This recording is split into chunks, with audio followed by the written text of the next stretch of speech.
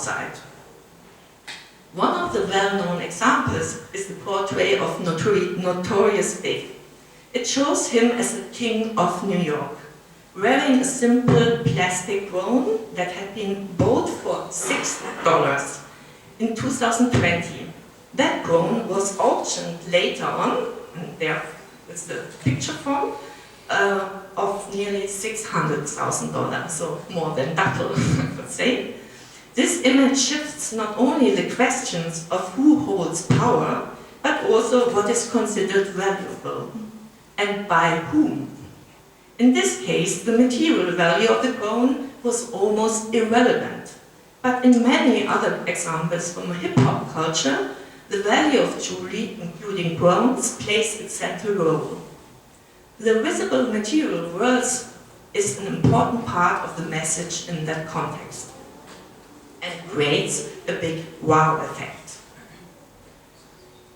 Like in the case of another rapper, Slick Rick. For him, jewelry, like the crown, is not only a symbol, but also a material proof that he fought for and earned his place in society.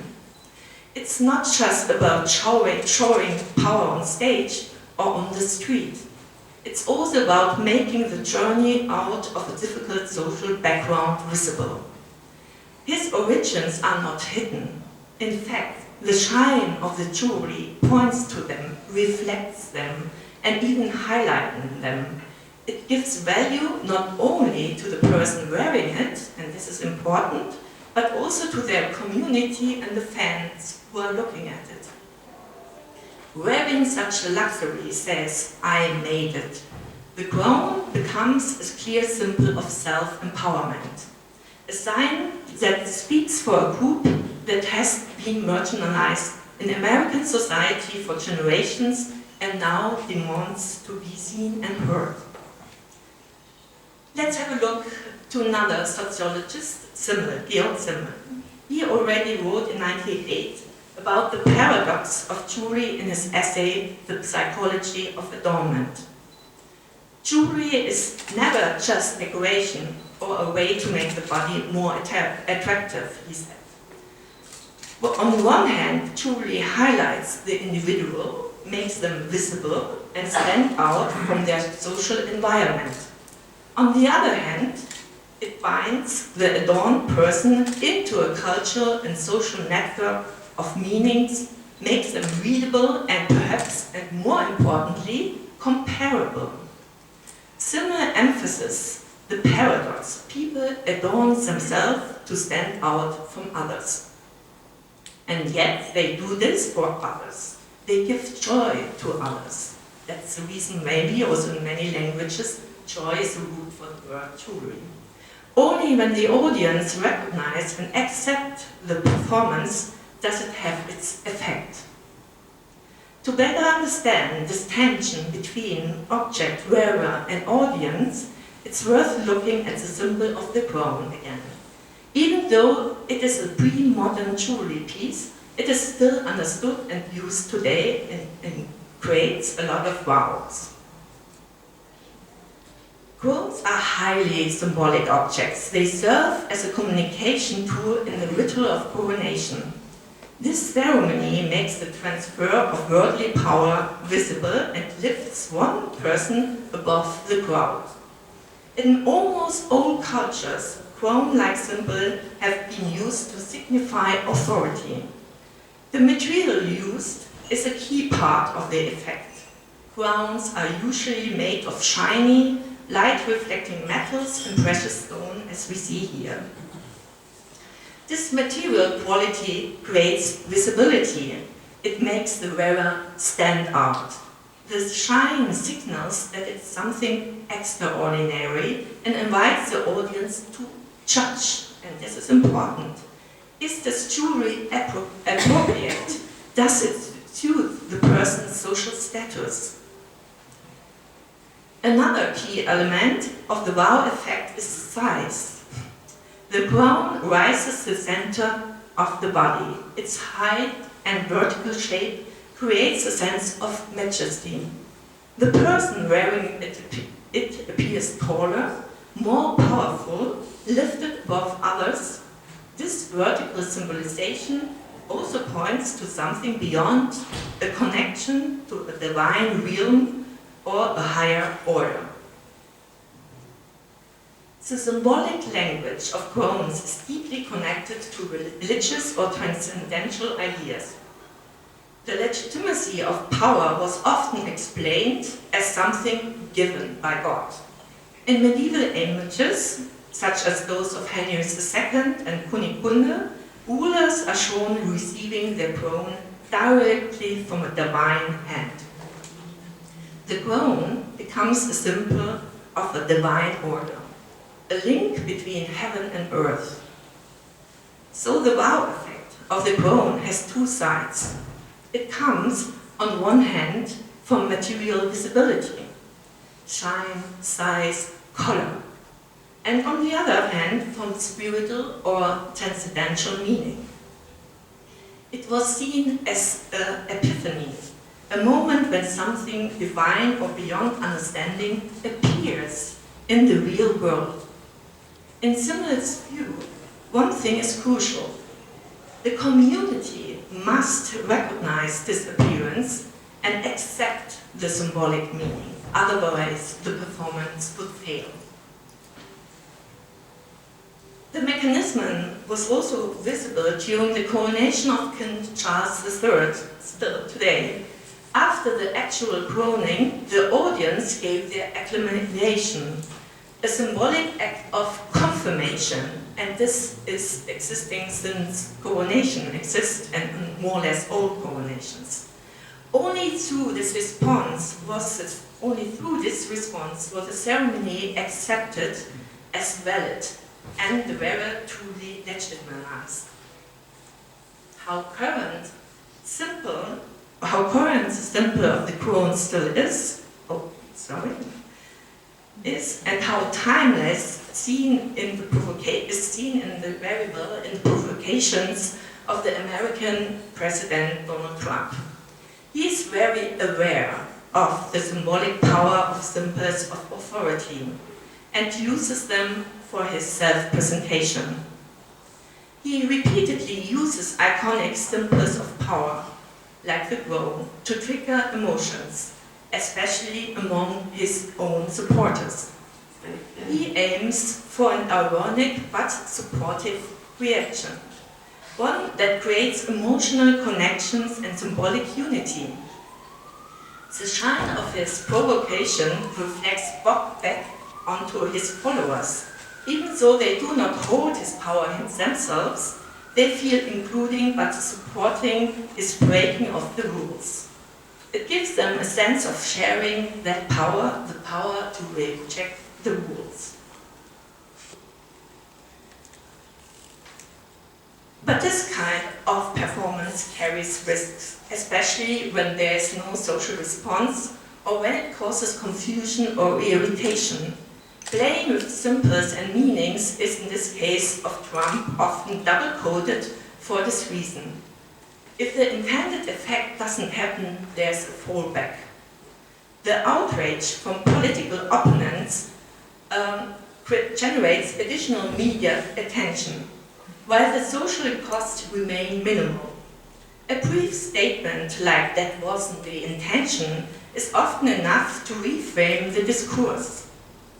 In this play with ambiguity, shifting interpretations, and calculated provocation, the wow effect unfolds not despite its uncertainty, but precisely because of it, aligning with Simmel's view that social impact always relies on interaction.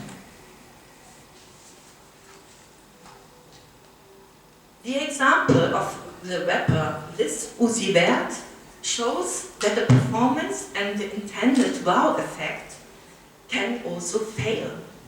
He felt compelled to remove a striking body modification, a pink diamond worth approximately $24 million that he had implanted in his forehead.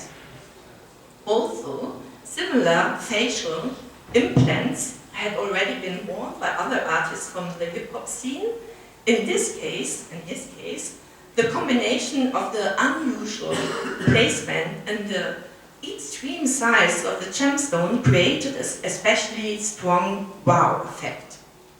Liz Uzi-Vert explained his step within a well-known narrative of hip-hop culture, the self-empowerment, what we already hear.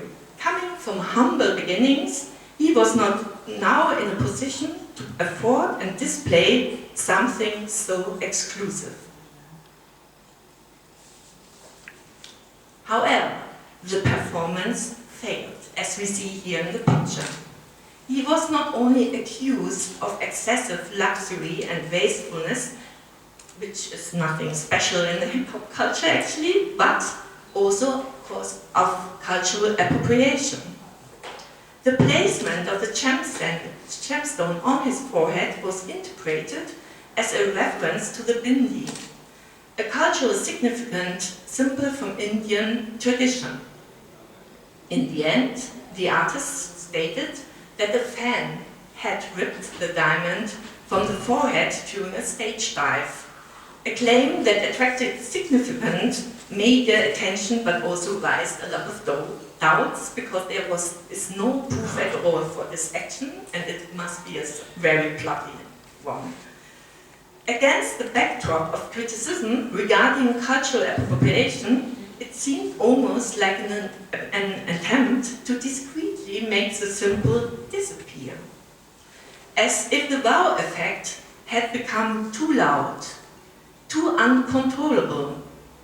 In similar terms, the jewelry here loses its intended social context. It no longer provokes admiration, but rather irritation in a bad way, and there loses the wow effect, the positive one. In this sense, the example can also be seen as a symbolic loss of control over the sign. What was originally intended as an act of self-empowerment becomes an example of how unstable the boundary between admired excess and social reaction can be, especially when a symbol is culturally overcoded. When we talk about the wow effect, it initially seemed to be a spontaneous, subjective reaction, a feeling of wow triggered by the uniqueness of an object. But upon closer examination, this effect is deeply embedded in social processes. It is not merely an aesthetic reflex, but a socially conditioned act of intention and giving meaning. The wow effect is not permanent. It's not a stable state that a piece of jewelry always produces. Instead, it's like a test. It checks what can be said, shown or worn in a particularly social setting, and what cannot.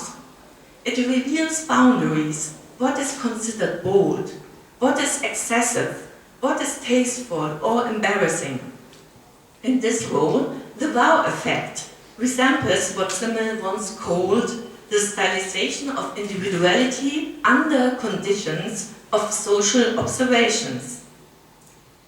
That means people use things like clothing or jewelry to express their individuality, but they always do this with an eye on others, on how they're seen and judged. As Georg Simmel described, jewelry is a medium of social interaction. It always engages with its surroundings, influencing and being influenced by them. In the dynamic exchange of shininess, meanings and feelings, the true power of jewelry and the wow moment comes to life. Thank you.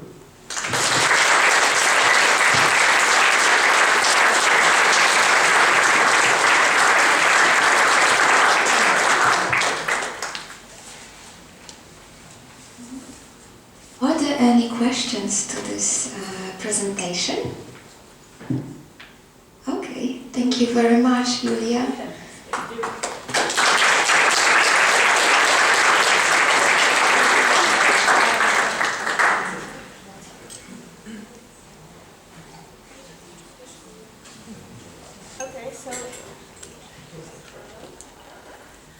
Okay, let me introduce our next speaker, Christina Karababa from Greece. She currently lives in Germany.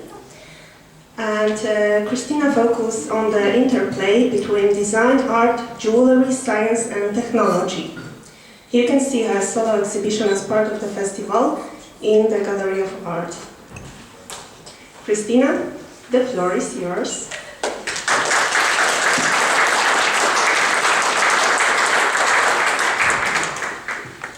Thank you very much, first of all, for the invitation. I'm very proud to be here.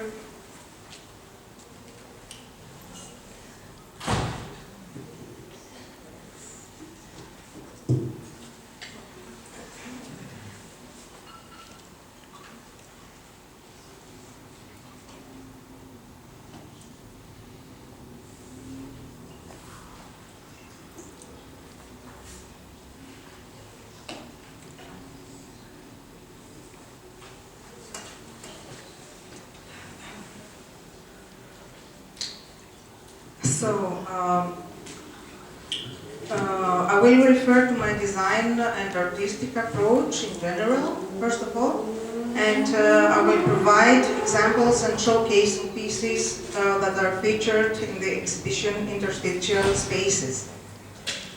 Just a short information about this definition.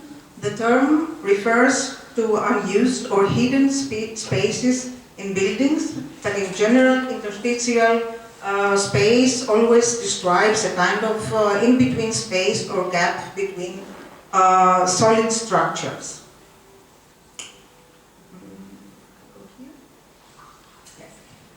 So you see here a conceptual diagram that visually communicates the framework of my artistic research. It functions as a layered model that organizes key themes, disciplines and methodologies around this central concept. I'm going to focus on the core concept. At its core is the goal of fostering awareness, a conscious and reflective understanding of interconnections. This awareness is mainly developed through two key methods. Discourse and speculation. Discourse means that design does not act in isolation, but is in constant exchange with other disciplines, with society, and with scientific knowledge.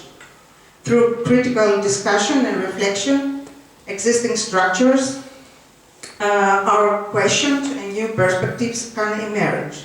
In this way, design becomes a tool to explore and negotiate societal, ecological, and technological challenges.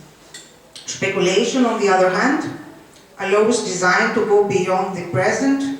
It involves imagining possible futures and creating new scenarios, not necessarily to implement them right away, but to provoke through and inspire change. Speculative design opens up space for both innovation and critique. By combining discourse and speculation, design research helps to develop new ways of thinking and acting.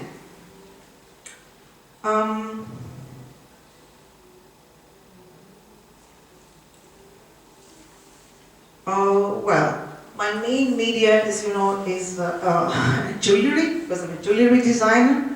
And this kind of jewelry operates through a negotiating agency for me, acting as an intermediary between theory, body, space, and society, and more other facts. For example, I can show you how habitat capsules, this is the project that I'm going to refer to further on. Yes, I show you here how this project can be allocated to the following areas that are green marked. And well, if we talk about it, then you will also maybe find some more intersections. But let's talk about the habitat capsules. The starting point of the project Habitat Captures lies in a practical experience, actually a performative experience taking place in a coastal environment in Mediterranean Sea. There I was able to observe some special species, very, very exciting. I was able to observe the agility of the hermit crab, especially how they climb up the reef rocks while carrying their cells. But let me tell you some more information about the hermit crab. The common hermit crab is found throughout the European, Atlantic and Mediterranean, and because its abdomen is soft, they don't have any shell tank, no? And because, yes, they don't have an exoskeleton or something like that, it relies on empty snails shells for protection, which it changed during molting. Despite this, it remains highly mobile, especially when searching for food on reef rocks. Its claws are asymmetrical. The smaller one is used for feeding, while the larger one seals the shell and adjusts to new cells after molting. Research conducted at Queen's University Belfast has demonstrated that the common hermit crab not only experiences pain, but also retains a memory on it. The aim of the experiment was to observe behavioral changes after crabs were subjected to sub-threshold electric shocks, which caused them to leave their shells. The findings revealed that shocked crabs were more willing to change shells than their counterparts, and that their assessment of the new cell was noticeably less thorough. Otherwise, the hermit crabs are really inspecting thoroughly the new cells, and they even take some probes and really take care of the new shell. In this case, but actually not. This suggests that the crabs were responding directly to the unpleasant experience rather than acting out of mere instinct.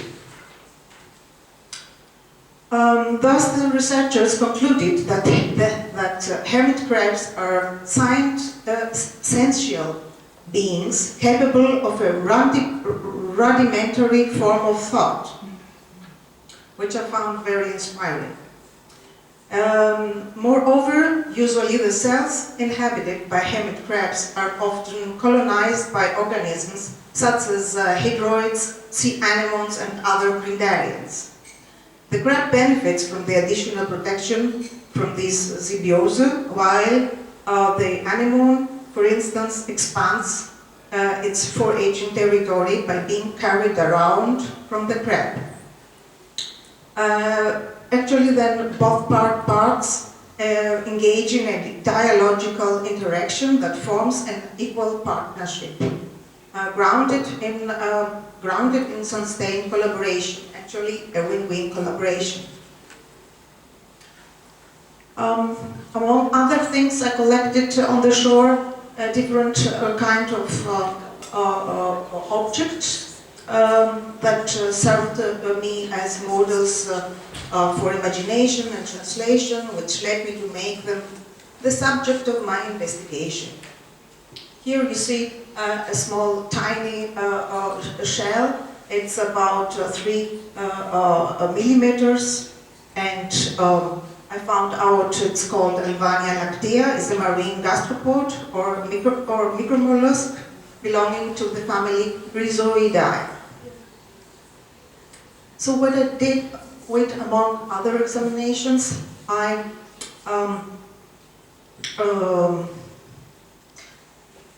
was using a portable computed tomography device, and I made a computer tomography. I digitally captured the potential living space of the hermit crab. The snail shell forms a space that can only be seen as a temporary station, one that implies another will follow. It is a place without fixed localization, enclosed in itself, and at the same time exposes to the sea.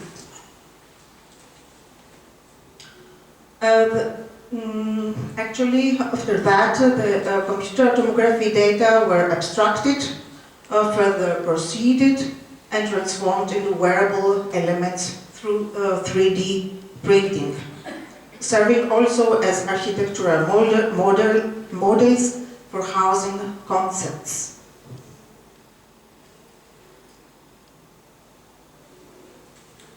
So, my conclusion, the hermit crab is forced by its physical structure to find a protective space. In a broader metaphorical sense, humans are similarly influenced by global factors such as economic shifts, technological developments, migration, or war, to adopt comparable strategies of adaptation. The hermit crab figure does not represent a fixed place for humans, but rather a fragile condition shaped by relations and dependencies. The shell thus becomes a symbol of relational space. The hermit crab moves across various areas, yet never takes permanent root. Instead, like a hybrid being, it remains responsible for its social ties. As an organic metaphor, the hermit crab expresses a state of ongoing change, a way of living marked by fluid belonging. It does not claim a stable world view like others of its kind, but stays open and adaptable. This openness points not to a specific future, but to multiple perspectives and connections. Since the crab does not build its own shell, its organic form does not represent something purely natural. Rather, it refers to something shaped through construction. What is artificial or technical becomes part of life through the crab or the human and contrasts with the nature. So the brooches are at the same time jewelry carried on our bodies and scale and can also be scaled models of architecture to live in. I will go further on with the next project, the 7 jewellery codes. And in response to my question of how theory can be understood through design practice, the short video was created aiming to offer an alternative approach to engaging with theory. In this short video, I used a fluid physics simulator from a game engine that supports texture particles. As you see here, on the left, there is a folder which contains PDF files from 8 different authors on their perception and definitions of space. Using drag and drop, the PDFs are placed on the other side and this marked container area and visually dissolved into pixel particles. But still you can actually recognize the covers, the book covers. So this represents the possibilities of knowledge generation without explicitly defining or prescribing what kind of product or result is created in the process. The video served actually as a preliminary study or just a sketch. It allowed me to develop the following question. Can artistic practices operate scientifically and provide a foundation for a debate on visual and object-based thinking? This led to the development of the concept of the quote modulator. Well, I made a concept for a programmed generative tool that can analyze texts from a linguistic perspective and transform them into 3D objects. Parameters are defined in such a way that starting from a basic geometric shape, as a cylinder,